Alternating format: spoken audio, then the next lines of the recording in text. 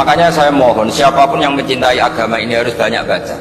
Jangan nuruti emosi, kemudian emosi itu di atas namakan agama.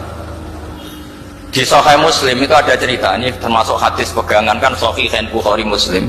Itu ada cerita seorang sujud sama Allah itu kan banget baiknya, sangat baik. Kemudian yang sujud ini diinjek oleh pemuda yang nakal, diinjek.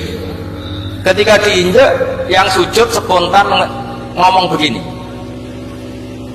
fawallahi la yaghfirullahu laka, demi Allah, Allah tidak akan maafkan kamu. Di luar dugaan, tentu kalau nggak ada sanad, omongan ini normal karena nginjek orang apa? Sujud.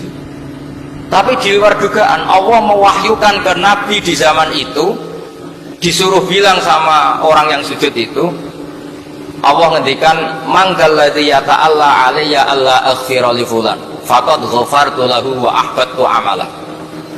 Siapa yang mencatut nama saya bahwa saya tidak bisa memaafkan orang yang nginjek, Allah tersinggung karena namanya dicatut.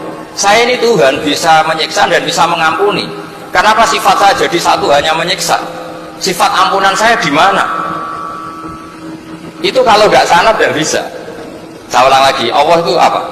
Zat yang bisa yaghfiru liman yasha wa yu'adzibu man yasha. Tapi orang yang sujud ini hanya mensifati Allah satu, yaitu Allah pasti menyiksa. Dan Allah tersinggung. Bagaimana mungkin saya Tuhan hanya berstatus bisa menyiksa, tidak bisa mengampuni?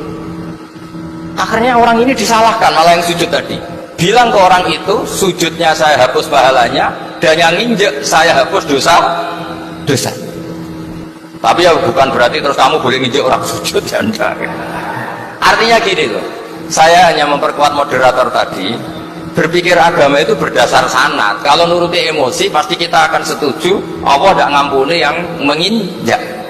Tapi berdasar sanad, berapa orang yang dulu melukai Nabi, bahkan punya niat membunuh Nabi, akhirnya ditobati oleh Allah Subhanahu wa Ta'ala. Siapa yang nggak tahu cerita Suraqah, orang yang niatnya bunuh Nabi, ditobati Allah. Siapa yang nggak tahu cerita Khalid bin Walid, orang yang punya konsep untuk mengalahkan Nabi di perang Uhud, juga akhirnya masuk Islam dan diampuni Allah. Banyak lagi tokoh kafir yang dulu musuhi Nabi akhirnya ditobati oleh Allah. Sehingga ketika Nabi sangat marah ya dengan mereka yang kafir, malah ada ayat turun, laisa laka minal amri syai'un aw yatuba alaihim aw yu'adzib, bahwa wilayah mengampuni dan memaafkan itu wilayah Allah. Tentu kita secara syariat akan mengatakan yang injak itu salah, pasti itu. Kalau yang injak itu pasti salah, yang kafir pasti salah. Tapi jangan katakan kalau Allah tidak bisa menobati mereka. Lagi-lagi yang bisa mengertikan itu apa? Sanad.